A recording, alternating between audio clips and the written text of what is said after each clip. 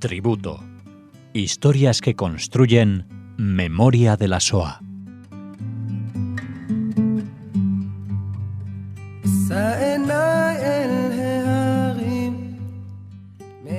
Hola, oyentes de Radio Sefarad. Seguimos rindiendo tributo, recordando a personajes que vivieron en primera persona el Holocausto, la Shoah, y como siempre de la mano de Cecilia Levitt. ¿Qué tal, Cecilia? Hola Jorge, buenas tardes. Bueno, ¿de qué nos vas a hablar hoy? Hoy vamos a hablar de Gita Sikovic. Es una historia, bueno, realmente interesante, con muchos aspectos también para destacar, podría decir. Ella nace en 1927 en Checoslovaquia, en un distrito muy bonito. Había una montaña en la ciudad que todo el tiempo desde allí se podía subir y observar lo que había alrededor. Inclusive en Shabbat, todos los niños judíos subían después de la comida del mediodía para observar toda la ciudad. Esta ciudad se llamaba Host y la familia vive allí, son tres hermanas mujeres, Gita es la más pequeña. Su padre regentea un hostel que en el verano llegaban allí bueno, para pasar el verano, para tomar unas copas, y además tiene una empresa de agua mineral. Su madre es una excelente ama de casa, su casa siempre ordenada, brillaba, tiene una empleada doméstica también que ayuda a su madre en la cocina porque muchas veces la mamá de Gita le tocaba ayudar a su marido en los negocios. Gita y sus hermanas estudian en el colegio checo, el que está en Host, desde infantil, y allí aprenden el idioma checo, porque en casa con su madre hablaban húngaro y con su padre hablaban el yiddish. En este periodo de entreguerras, es decir, entre las dos guerras mundiales, vivían en Host 6.000 judíos, que representaban el 20% de toda la población. La comunidad judía era extraordinaria, funcionaban muy bien las diferentes organizaciones. Inclusive las familias más necesitadas eran ayudadas por el resto de la comunidad y la mayoría eran familias humildes. Sus padres eran grandes lectores. Cada día llevaban a casa un periódico, en yiddish, por ejemplo, e inclusive también en húngaro. En 1938, Hitler exigió parte de Checoslovaquia. Por tanto, en marzo del 39, cuando la guerra no había comenzado todavía, los nazis van a entrar en Checoslovaquia. La situación ahora va a cambiar de manera radical. Ellos esperaban que el ejército húngaro entrara. Su padre llora con lágrimas cuando por fin ve a los húngaros entrar. Host, esta ciudad, en 1939 va a ser parte de Hungría. Pero lamentablemente la legislación antisemita se comienza a aplicar en Host duramente. En el 1940, fueron reclutados los hombres judíos que trabajaban, es decir, para llevarlos a trabajos forzados para el ejército húngaro. Y ya desde el 42 van a servir la mayoría en el frente oriental y muchos allí morirán. En julio del 41 van a deportar de esta ciudad a 150 familias judías a Ucrania, que estaba bajo dominio alemán. Y sabemos que unos meses después fueron asesinadas en Kamensk-Podolsk. Existía en Host, como dije, una sola escuela. Gita se encuentra en clase cuando un compañero le tira un bote de tinta. Este bote cae al suelo, Gita lo recoge y cuando lo toma en sus manos, allí decía muerte a los judíos. Pocos días después la profesora entra a la clase y le pide a los alumnos judíos que se pongan de pie y les dice que debían retirarse, que allí estaba la puerta, y que recuerden que a partir de ahora ningún niño judío puede seguir estudiando, ni aquí, ni en este sitio, ni en ningún otro lugar. Gita tiene 12 años y no puede acabar sus estudios primarios porque se ve obligada a abandonar su escolaridad. A este tema, el de los estudios, volveré más tarde. Unos meses después, los húngaros ya van a exhortar a los judíos a entregar sus fábricas y sus empresas. Su padre, que era dueño de este hostel, debe entregar su negocio, y es decir, a partir de ahora la familia ya no tiene ingresos. Su padre le pregunta a su mujer si quería llevar a las niñas a Palestina, a lo que su mujer responde que no, no por ahora. En 1943, frente a esta situación tan difícil en Host, el padre de Gita decidió enviar a sus 2 hijas a Budapest a estudiar. El 19 de marzo de 1944 entró el ejército nazi a Hungría, es decir, ambas fuerzas, la húngara y Alemania, se van a levantar en un gobierno colaboracionista y también junto al ejército húngaro. Ya cuando los nazis entraron, eran 3 semanas antes de Pesaj, de la Pascua judía, los ánimos están muy bajos. Su padre escribe un telegrama a sus hijas en Budapest diciendo: venid a casa. Y las chicas responden: iremos. Y esa noche de Pesaj, su madre está con los preparativos, su padre está en la sinagoga. Su madre tiene un mal presentimiento, le pide a Gita que vaya a buscar a su padre, que ya era el mediodía y él no había regresado. Gita recorre las 3 sinagogas de Host, todas estaban cerradas, su padre no está por ningún sitio. Gita regresa, pero no alcanza a entrar en la casa, se queda afuera y divisa a lo lejos un hombre que llega y que se le va a acercar directamente hacia ella. Ella no lo reconoce, era su padre, que le habían apaleado, le habían roto la vestimenta y le habían cortado la barba. Este es un momento muy triste para Gita, ver a su padre en esas condiciones. Finalmente sus hermanas llegan y fueron a abrazarlas, y es su padre quien llora y les dice: gracias a Dios que ya están aquí.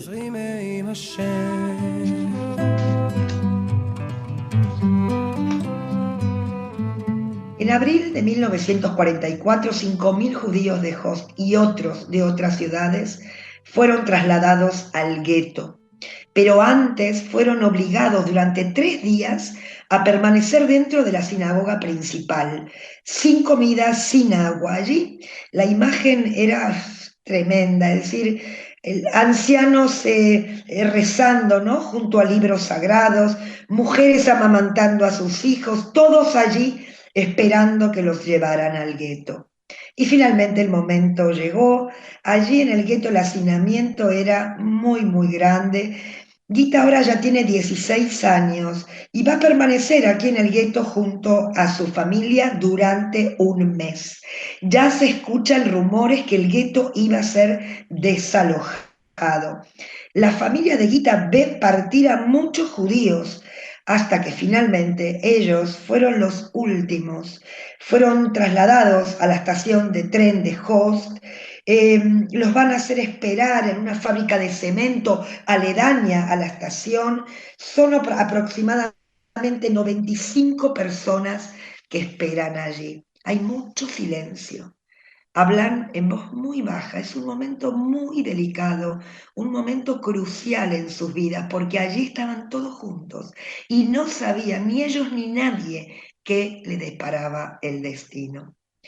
La estación final para estos judíos de Host era Auschwitz-Birkenau. Entre el 24 de mayo y el 6 de junio del 44 parten directamente desde la estación de Host a este destino.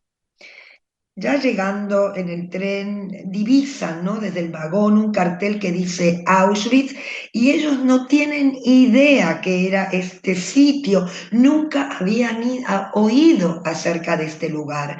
Y atención, estamos en 1944, Auschwitz funcionaba desde el año 41, sin embargo en Hungría no estaba en guerra, los judíos con la legislación antisemita sufren, pero no sufren igual que el resto de los judíos europeos. Cuando bajan del tren son prisioneros judíos que gritan en diferentes idiomas, yiddish, polaco, alemán, rápido, ¿no?, que bajen de estos vagones. Gita baja, ve a su madre, corre hacia ella y también hacia sus hermanas. A lo lejos divisan 6 o 7 hombres de las SS que se encuentran al final de la rampa. Allí hay una mesa y estos observan a los judíos bajar y van indicando, ¿no?, izquierda, derecha, tú aquí, tú allí. Y los van a llevar primero a las duchas. A lo lejos Gita divisa un grupo de hombres de 50 o de 60 años, muy fuertes, que eran de Host, y entre ellos está su padre. Gita dice, gracias a Dios que mi padre está ahí.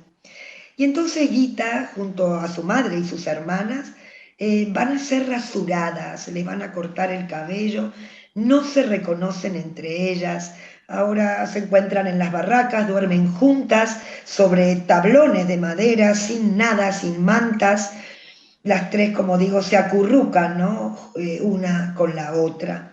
Y al otro día, a las 4 de la mañana, las levantan para el Apple, para el recuento. Y son las SS, que son ellos quienes tienen que contar a estas prisioneras. Y ellos saben perfectamente cuántas prisioneras hay. Se forman en filas de a 5. Su madre tiene 46 años y aquí el gran milagro que haya sido seleccionada para trabajar. Rezan por su madre, tienen miedo porque cada 2 días seleccionaban mujeres en aquel recinto para el exterminio. 5 meses permanecen allí juntas, la mamá con sus 3 hijas. Allí en Auschwitz pierden la noción del tiempo, quieren saber cuándo eran las Pascuas judías.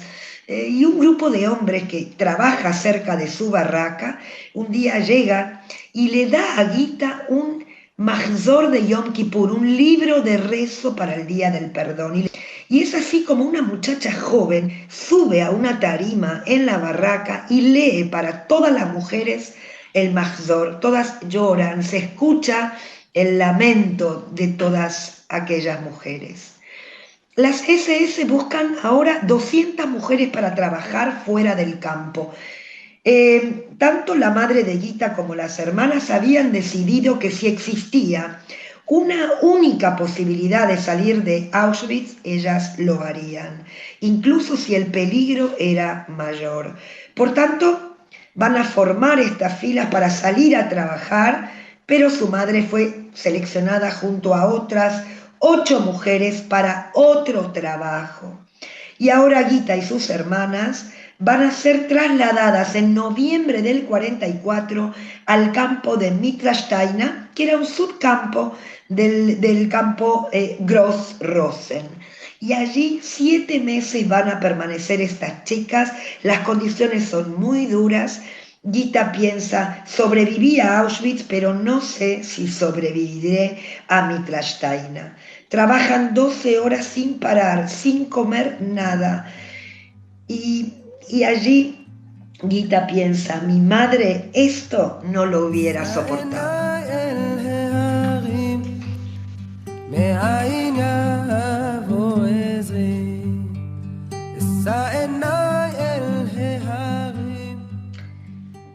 Una mañana escuchan el sonido para formar para el Apple, para este recuento, y sin embargo un hombre con un altavoz dice que no hace falta formar fila, que se quedaran allí en el campo abierto.